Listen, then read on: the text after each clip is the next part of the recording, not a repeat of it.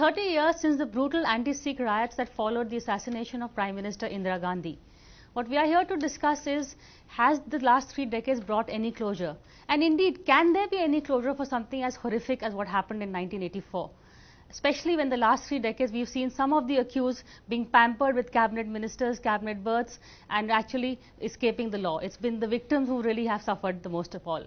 And to discuss this with me, I have Mr. Tarlochan Singh, who is the former press advisor to Gyani Zail Singh and also an eyewitness at that time. Mr. H.S. Fulka, another person who was an eyewitness and later on became actually he became a crusader, the face of justice, trying to get justice for the 84 victims. In fact, a lot of what's been done today has been because of Mr. Fulka's work.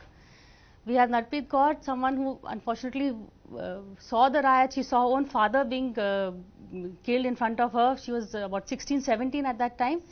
16 years old. We'll ask her story later. Mr. K.T.S. Tulsi, former Additional Solicitor General and someone who's been associated with anti-terrorism cases. We have Harry Sachdeva, another person who suffered through the riots. He's been also have an eyewitness account. He saw his family being killed in the riots, and plus he's also making a film on the 84 riots called 31st October. Not my family, but people close to my family. People close to your family was. And we have Mr. Satish Jacob, a senior journalist, someone who covered the riots and who's going to help us bring things into perspective today. Okay. Harry, would you like to come in and tell us? The first thing, there's so many senior people sitting here. We're giving it name riots. I'll say it's not riots. It's a pogrom. Riots, it's a pogrom. Riots is when it's fight between two groups, two communities. We were not aware, Sardar Sikhs were not aware. People just came in, they ransacked our houses, they burned the Sikhs alive, they killed us there and then. How do we call it a riots? Fair and enough. Secondly, when you talk of people of a different community, Jhoggis or local walas, they were people. A small example I'll give. My dad is a very generous person. Whenever he goes anywhere, he gives a rupee tip or 2 rupee. He's a very kind guy. So the sabzi wala used to give sabzi every day. And every day he used to give him a rupee extra. I said, God bless you 100 years, give you 200 years. He used to give blessings every day.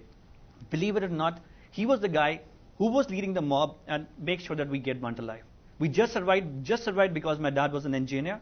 Just survived because we were living in that Desu substation. They said if we burn the house, burn the Sardars, there's going to be no electricity for the next 3-4 months. So they bought some time and believe it or not, please excuse my cynicism if I may say, the people who wanted to make sure that there's going to be difference between Hindus and Sardars by doing this pogrom, they miserably failed. We still brothers. The Sardars who survived, my family, a lot of families survived, is because there were Hindu brothers who really helped us survive that particular massacre that night. How old were you? 7? 7, but I still remember. It's so horrific. I saw death every minute, every hour, our family. They won't believe it. Through the people we saw, that Sardars were, whoever was crossing that street, Janakpuri, on the bikes. That incident in Dabdi. And scooter, and they were forced to get down. They were tied up upside down to the tree with the hair untied, and they were said, should we cut it or should we burn you? None of them said cut it. They said burn it. And they were burned alive. We were peeping through the holes. We were crying. We didn't knew what to do because the Sardar couldn't have helped the Sardar in that particular precise moment.